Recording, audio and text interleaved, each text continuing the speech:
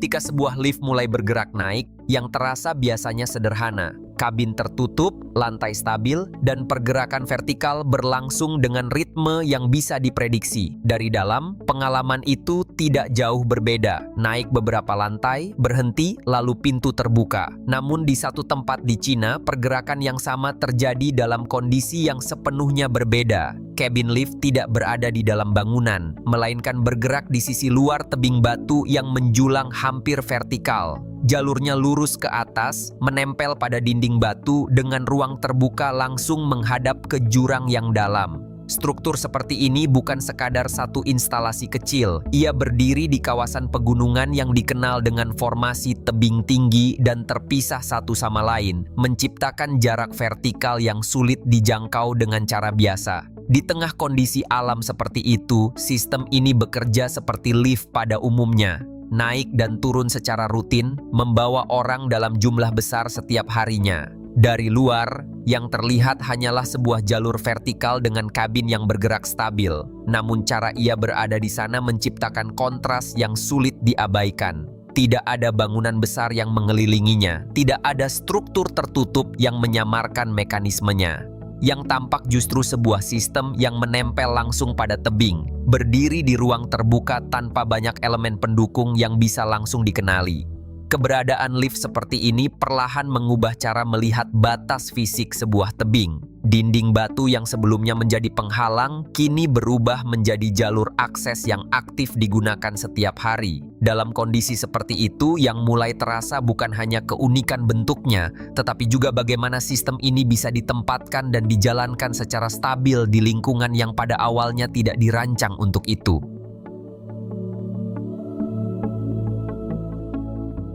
Pemandangan lift yang menempel di tebing itu bukan berdiri di ruang kosong tanpa konteks. Ia berada di sebuah kawasan bernama Zhangjiajie, wilayah pegunungan di Cina yang sejak lama dikenal karena bentuk lanskapnya yang tidak biasa.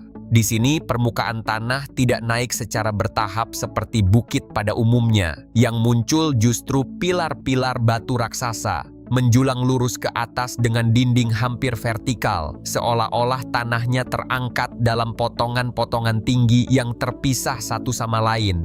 Struktur alam seperti ini menciptakan jarak vertikal yang sangat besar dalam ruang yang relatif sempit.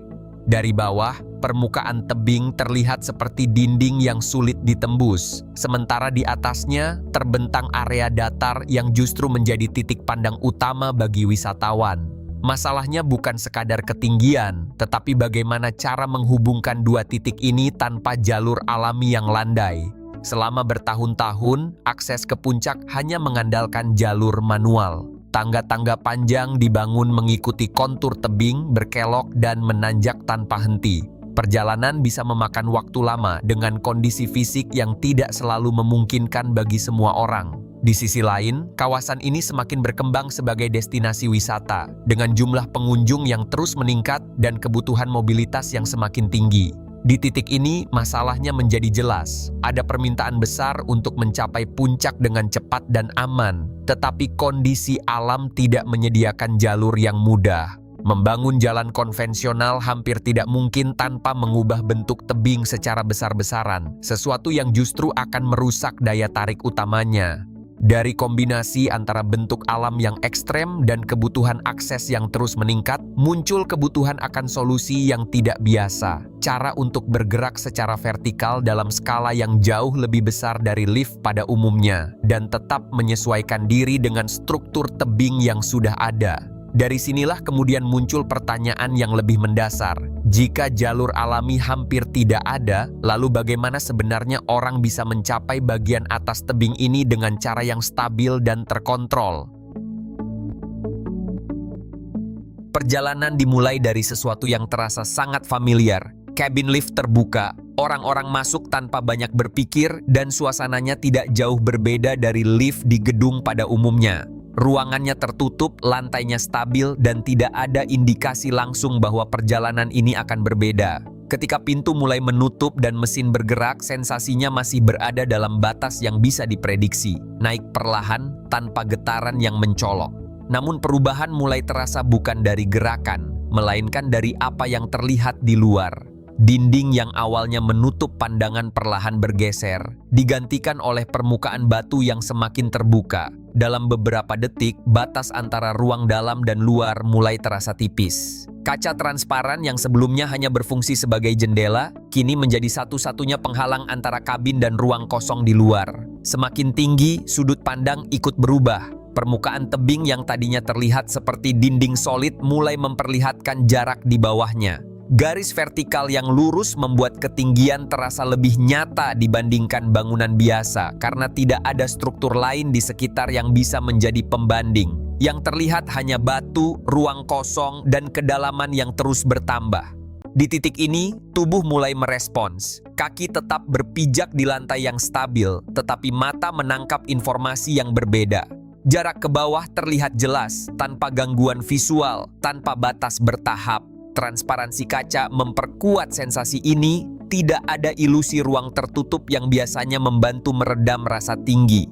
Setiap meter yang dilewati terasa lebih terbuka, lebih langsung. Ketika lift terus naik, pengalaman ini mencapai puncaknya pada satu kesadaran sederhana. Posisi kabin benar-benar berada di ketinggian ekstrem, menempel pada tebing yang hampir vertikal, tanpa perlindungan visual selain kaca. Pergerakan yang sebenarnya stabil justru terasa kontras dengan kondisi di luar yang sepenuhnya terbuka.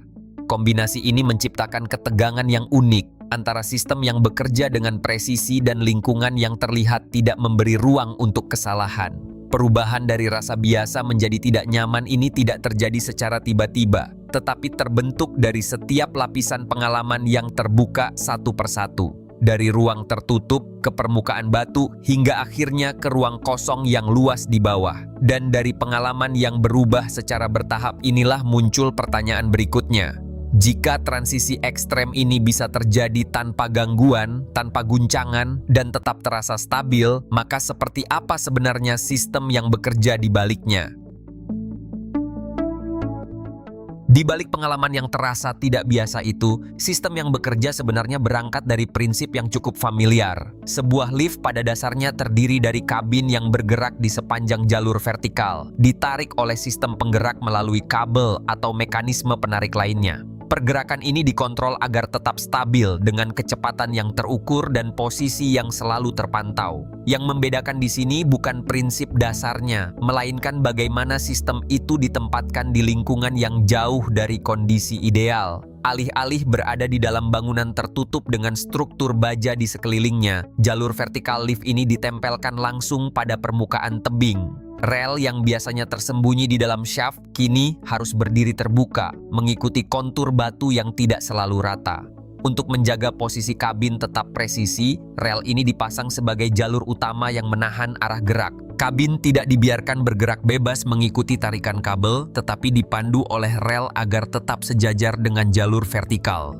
Di sisi lain, struktur penopang dipasang menempel pada batuan tebing, berfungsi sebagai fondasi yang menyalurkan beban ke permukaan alami yang keras dan stabil. Disinilah tantangan utama muncul. Tebing bukanlah permukaan buatan yang bisa disesuaikan sepenuhnya. Sistem harus menyesuaikan diri dengan kondisi batuan yang ada, memastikan setiap titik penopang cukup kuat untuk menahan beban kabin, penumpang, serta gaya yang muncul selama pergerakan. Kombinasi antara rel, penopang, dan sistem penarik ini bekerja sebagai satu kesatuan yang menjaga jalur tetap lurus dan stabil meskipun berada di ruang terbuka. Selain itu, lapisan keamanan menjadi bagian yang tidak terpisahkan. Sistem pengereman dirancang untuk bekerja otomatis jika terjadi perubahan yang tidak normal, sementara mekanisme redundansi memastikan bahwa satu kegagalan tidak langsung berdampak pada keseluruhan sistem. Kontrol kecepatan juga dijaga secara ketat, sehingga pergerakan tetap halus tanpa lonjakan yang bisa mengganggu stabilitas di ketinggian. Hasil akhirnya adalah sesuatu yang terasa kontras. Dari dalam kabin, perjalanan berlangsung stabil dan terkendali, sementara di luar, lingkungan terlihat sepenuhnya terbuka dan ekstrem. Stabilitas itu bukan kebetulan, melainkan hasil dari sistem yang terus menyesuaikan diri terhadap kondisi di sekitarnya, menjaga setiap gerakan tetap berada dalam batas yang aman.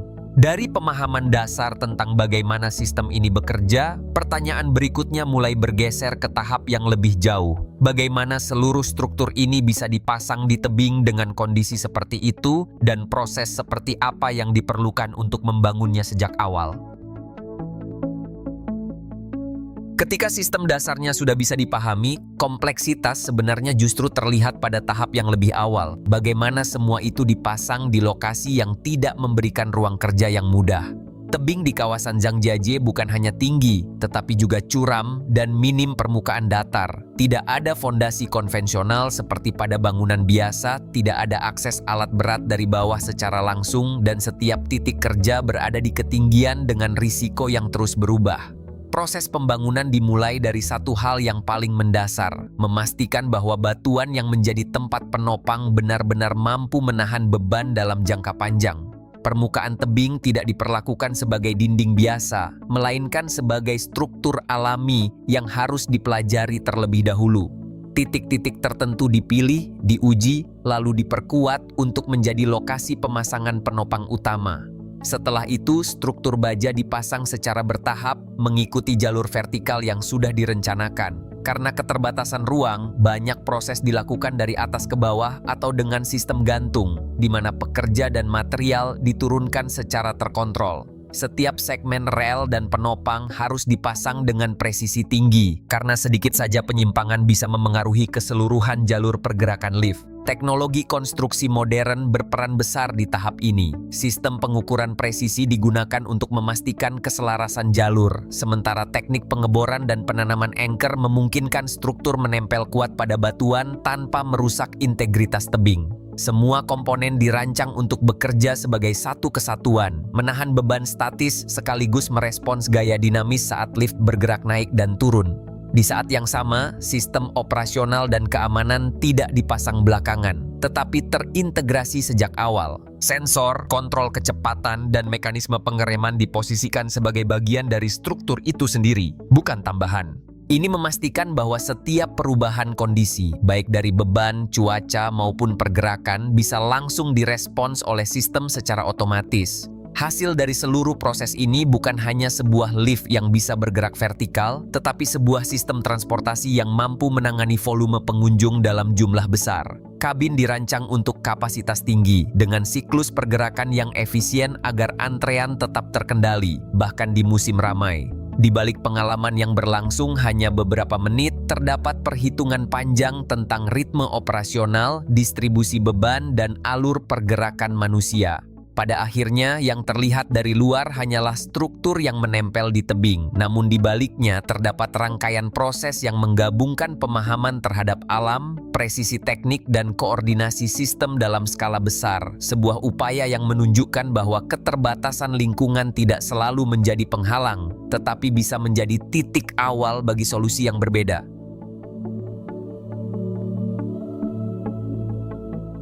Di permukaan, struktur ini memang terlihat seperti sebuah lift yang ditempatkan di lokasi yang tidak biasa. Ia membawa orang dari satu titik ke titik lain, naik secara vertikal dalam waktu singkat. Namun jika dilihat dari proses dan konteksnya, fungsinya tidak berhenti sebagai alat transportasi. Ia hadir sebagai jawaban atas kondisi yang sebelumnya sulit dijangkau. Tebing yang curam, jarak vertikal yang besar, dan keterbatasan jalur alami tidak lagi menjadi hambatan yang membatasi siapa yang bisa mencapai puncaknya.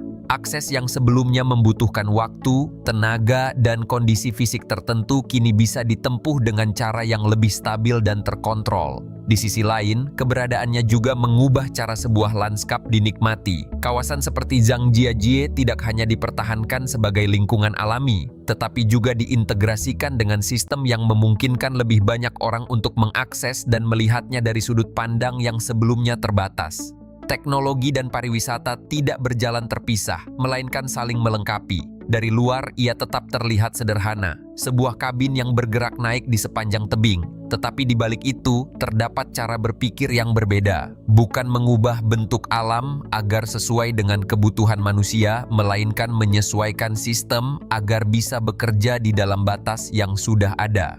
Dan di titik itu, lift ini tidak lagi sekadar alat. Ia menjadi contoh bagaimana batas yang terlihat tidak bisa dilewati, perlahan bisa diubah menjadi jalur yang dapat diakses tanpa harus menghilangkan karakter asli dari lingkungan itu sendiri.